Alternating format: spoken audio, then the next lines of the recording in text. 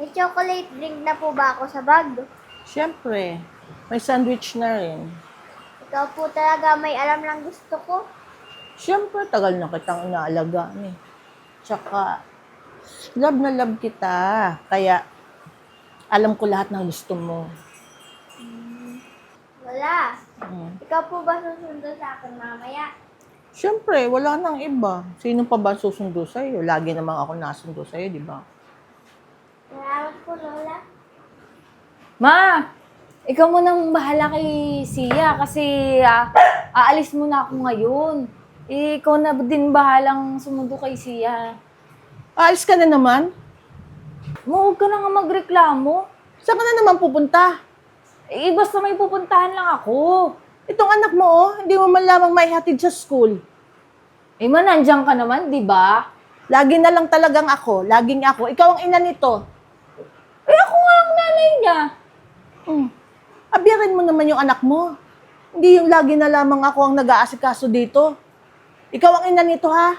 Ma, ang dami mong reklamo. Ikaw rin naman ang mag-aalaga dyan. Dami mo pa sinasabi. Mama, sasama po ba ako sa pupuntahan mo? Ay, hindi. Bawal ang bata doon. Diyan ka na lang muna sa lola mo. Siya, palagi ka na lang ganyan. Lagi mo na lang iniiwan ang anak mo sa akin. Ma, hindi ko naman siya pinapabayaan eh. Alam ko naman pati na ikaw nag-aalaga sa kanya. Mama, kailan ka babalik? Hindi ko alam. Basta babalik ako. Sige na, mauna na ako kasi malilate na ako. Lola. Ikaw po ba ulit ang mag-a-abed sa akin pag umalis si Mama? Huwag mo nang isipin yan, Apo. Basta't lagi ako nandito para sa'yo. Thank you, Lola. Siya, buti na lang talaga, no? Nandyan yung mama mo para alagaan si Sia. Hindi ka na nahihirapan? Ay, oo naman. Isa pa, si mama naman, gustong-gusto naman niya mag-alaga kay Sia. Tsaka, alam mo ba, kagagaling ko lang sa labas. Bala ko nga lumabas ulit eh. Hindi ba nagagalit mama mo kapag iniiwan mo si Sia sa kanya? Ay, naku. Nagrereklamo na nga sa akin eh. Kaya lang, wala naman siyang magagawa sa akin. Ako pa rin na nasusunod. Tsaka, gusto ko pa rin mag-enjoy sa buhay, no? Saka mama mo naman yun, di ba? Kaya kahit iiwan mo si Sia doon, hindi naman magagalit mama mo. Ganun na nga. Saka alam mo, Cha, bata pa naman si Sia, kaya hindi pa niya naiintindihan yung mga ganyang bagay, di ba? Ay, oo naman. Kaya Hindi naiintindihan? ate. Tsa, ilang taon na ba si Sia para hindi niya maintindihan? 8 years old. At 8 taon nang inaalagaan ni Mama si Sia. Bakit ba? Nagreklamo ka, si mama nga walang reklamo, tapos ikaw, makapagsalita ka. Oo. Kala mo naman sa'yo pinapabantayan yung anak ko. Hoy, Tsa, si Mama hindi lang yung nagre-reklamo. Pero alam mo, Tsa, maedad na si Mama. Dapat yun, nagpapahinga at nagpapakasarap na sa buhay. Ikaw tong lagi mong pinaalagaan si Sia kay Mama. Ano ka ba, Nurin? Nakita naman kay Tumigil mama na... kafe, hindi kita kinakausap. Bakit mo ba ginaganyan yung bisita ko? Huwag mo kang kausapin ng ganyan. Ikaw ate, porket ikaw may trabaho dito, ikaw ay nagbibigay kay mama ng pera. Akala mo kung basta ka, ikaw ang reyna nitong bahay. Hoy, Tsa, dapat lang na ako maging reyna dito. Akong nagbabayad ng bills at saka ako nagpapakain dyan sa anak mo. Sinusumbat mo na sa akin ngayon. Ano naman kung ikaw ang nagbibili ng mga grocery at nagbabayad ng bills dito? Si mama nga, hindi nagreklamo sa akin, tapos ikaw, ang dami mo sinasabi. Alam mo, hindi porket ate kita, isusundin kita. Si mama nga, walang magawa sa akin, ikaw pa kaya. Hoy, Tsa, hindi talaga nagrereklamo si Mama. At saka, dapat ikaw nga yung nagtatrabaho kasi ikaw yung may anak. Ano, porket dalaga ka, kailangan, obligado, dapat ako ang maghanap ng trabaho. Isa pa, kaya namang alagaan ni mama si Sia eh. Kaya hinahayaan ko muna. Hanggang kailan mo hahayaan si Mama na nag-aalaga ng anak mo? Pwede ba ate, huwag mo nga akong pagsabihan ng ganyan, napapahiya na ako sa kasama ko. Kung gusto mo, pahinga ka na sa taas, di ba pagod ka sa trabaho mo? Hindi kita gustong ipahiya, Tsa. Gusto ko lang alam sa'yo na nahihirapan din si Mamang mag-alaga. Si mama naman yun, hindi naman ikaw eh. Ikaw ba'y nahihirapan? Malis ka na nga ate. Bahala ka dyan. Ay naku pe, pasensya ka na sa ate ko ha. Naku, ang yabang ng ate mo ha, porket siya may trabaho sa inyo. Kung makasta, akala mo kung sino eh. Talaga, kaya nga sinasagot-sagot ko yun eh. Tama lang yun. Huwag ka papatalo sa ate mo, hayaan mo siya. Pasok dito, labas dito sa kabila. Tama ka dyan. Alam mo, mabuti pa. Sama ka kaya sa akin. Ay, meet tayo. Ay, gusto ko yan. Oo, tsaka mamaya, si mama nagbahala sa anak ko. Oo, iyaan mo lang yung mama mo. Oo, Malakas pa alam naman mo, yung mama pakinggan mo ko yung ate ko, di ba? Hindi, syempre, gusto ko pa rin masunod yung gusto ko. Mabuti pa, nagganyan na tayo.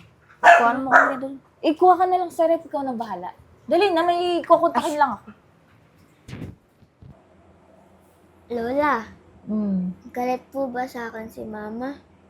Hindi. Bakit mo naman nasabi yan? Bakit po walang oras sa akin si Mama? Marami lang ginagawa ang mama mo. Para sa'yo din naman yung ginagawa niya. Pag po natatakot ako sa gabi, pag po may program ako, pag po may sakit ako, ikaw po nag-aalaga sa akin. Siyempre, apo kita eh. Mahal kita. Kapag natatakot ako sa gabi, ikaw lagi nasa tabi ko. Wala lagi si Mama. Hayaan mo na anak. Mahal ka ng mama mo. Paano ako naging mahal ni Mama? Hindi niya nga ako inaalagaan. Hindi pa lang handa si mama mo na alagaan ka. Huwag ka nang umiyak ka. Pumahal ka ng mama mo. Simula nung bata pa ako, ikaw nag-aalaga sa akin. Oo. Paano naman si Mama? Hindi na ako inaalagaan. Aalagaan ka din nun. Huwag ka nang umiyak. Mahal ka ng mama mo.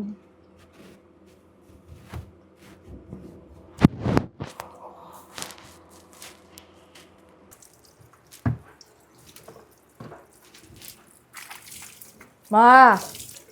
Kaya si Sia. Iuwi ka na si Sia. Iuwi mo? Oh, Sino mag-aalaga ng anak mo? ako! Ikaw! Aalagaan mo ang anak mo. Tiyan mo ang itsura mo. Sarili mo, hindi mo kayang alagaan. Bakit ma? Anak ko naman yun eh. Kaya ko kalagaan yun. Saan mo dadalhin si Sia? Di sa bahay. Kapag umalis ka, sino mag-aalaga sa kanya? Sino maghahatid sa school? Sino mag-aabyad ng mga pagkain niya? Di gagawin ko ma. Huwag ka na madami sinasabi. Gusto kong makasama yung anak ko. Oh, ma, anong nangyari dito? Hoy, lasing ka na naman! Ano naman di? Ano, sisermonan mo ako? Ay, paano hindi ka sesermonan? Tanong mo, lasing ka na naman ngayon? Nandito ako para kunin siya. O, bakit mo kukunin yung bata? Dito sa bahay. Doon ko na O, alagaan. bakit? May trabaho ka ba? Anong ipapakain mo dun? Sino mag-aasikaso nun? Ako nga. Ang sarili mo nga, hindi mo kayang alagaan. Tingnan mo ang pag-itsura mo. Paano mo alagaan ng anak mo? Di ba bantayan ko tulad ng pag-aalaga mo, ma? Ay, paano mo babantayan? Lagi mo ngang iniiwanan. Hindi ko naiiwan eh. Siya, tara na, uwi na tayo sa bahay. Na, Kailan po? ngayon, uwi na tayo ngayon. Paano yung school ko? Di, hatid sundo kita sa school mo. Basta doon ka lang sa bahay. Sinong gagawa ng baon ko? Tinatanong ka ng bata. Siyempre, si Lola, hindi mo naman kayang gawin yan eh. Oh, kita mo na. Pinahalos pabayaan mo yung anak mo. Tapos ngayon, kukunin mo. Hindi mo naman alam kung paano alagaan itong anak mo. Babawi nga ako sa kanya, ma. Tanungin mo yung anak mo kung gusto sumama sa iyo. Nakalik na, uwi na tayo. Tamo, ayaw sumama sa'yo nung anak mo. Bakit tayo sumama, ha? Sira mo na ang kabalitong tita mo? Hindi po, mabait po si tita sa akin. Mabait, hindi yan mabait. Tiya, huwag mo sigawan ng anak mo. Natatakot sa iyo, bata. Di mo na siguro normal lang na boses to, ma. Uwi na nga tayo, halika na nga. Ayaw nga sumama sa iyo, huwag mong pilitin. Sige, halika na. Ako ang nanay mo. Ako sa'yo. Ayaw sa iyo, narinig mo. Kasi ma, pinalaki mo siya na umaasa sa'yo. Hindi ganun, anak. Anak mo si Sia, pero si mamang nagpalaki sa kanya. Nak, hindi ko hiningi na alagaan ng anak mo. Kaya lang pinabayaan mo siya. Ma, hindi ganun. Pero Nung kailangan ni Sia ng nanay, nasan ka? Mama, gusto naman kitang makasama eh. Baka kasi pabayaan mo na naman ako. Hindi na, babawi si mama. Tara na, uwi na tayo. Tsa, umuwi ka muna mag-isa. Ayusin mo muna ang sarili mo. Hindi muna namin pasasamahin yung bata. Ate na naman, iyan ka na naman eh. Tingnan mo nga, lasing ka oh. Hindi namin mapapasama sa yung bata. Ayusin mo muna yung sarili mo. Magpahinga ka. Mag-isip ka. Mas ka nga dyan. Ano?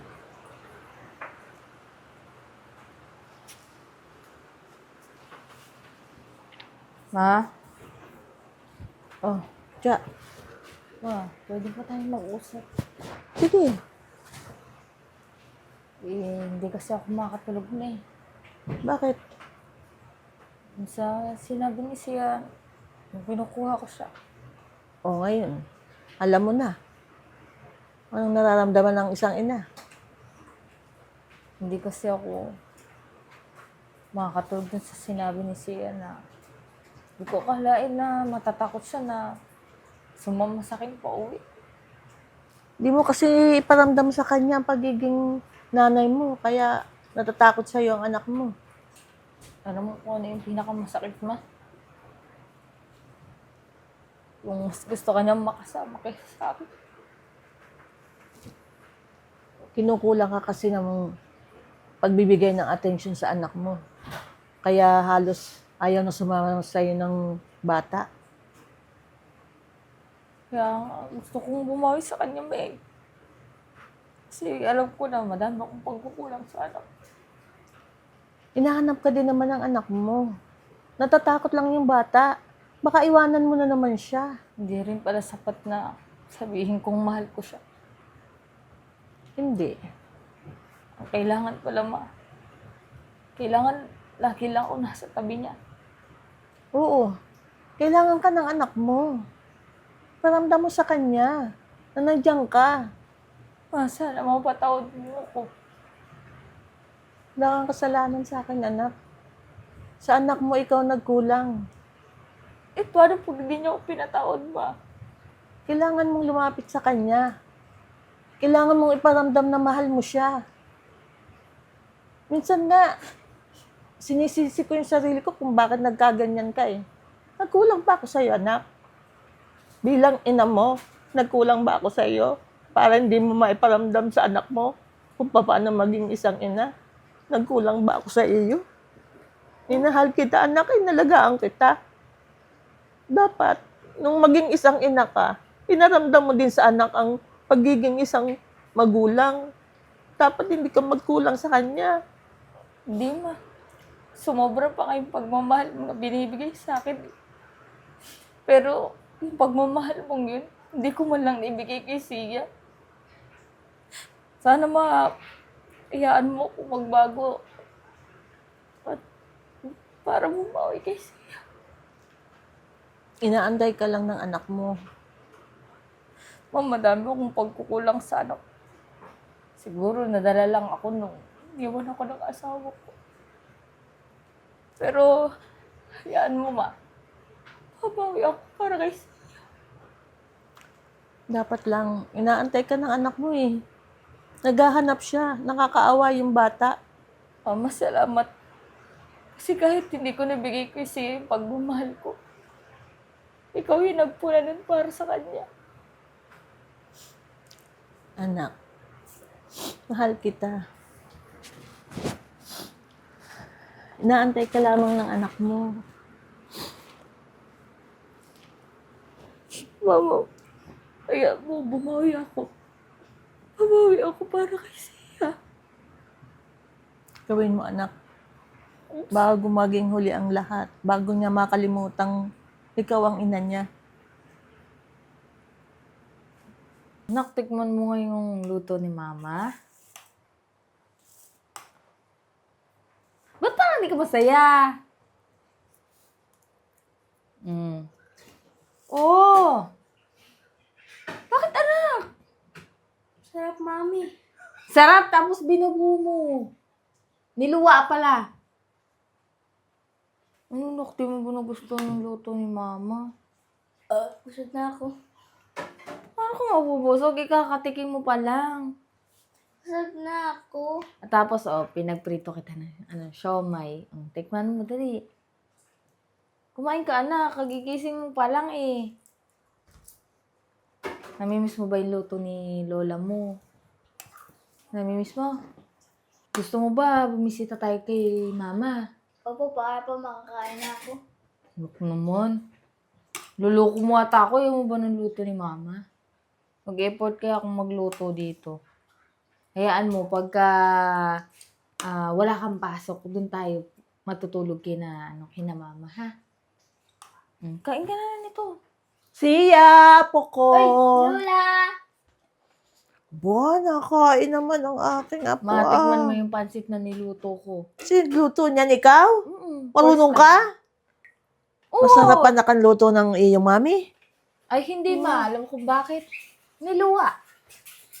Ay, hindi yata nasasarapan eh. Tikman mo nga ma kung anong kulang. Kasi ngayon lang ako nakapagluto eh. Ano ba naman itong pansit na ito? Walang halo. Uy, meron Ano niyang to, karne ma. Daming ang gulay oh. Kung saan ka ba natutong ano? Hindi naman ikaw nagluluto. Eh, pinag-aralan ko Wala Alam kang mo ginawa naman, kundi lumayas, kumain lamang. Mama naman, kaya nga nag-aaral Kain, ako. masarap yung luto ng mami mo.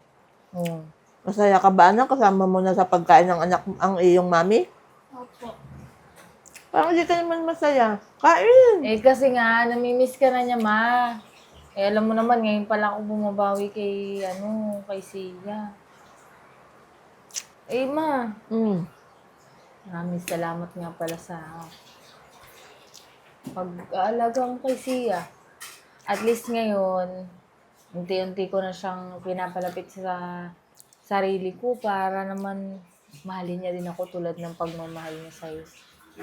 Anak, apo, masaya ka ba nakasama si mami mo?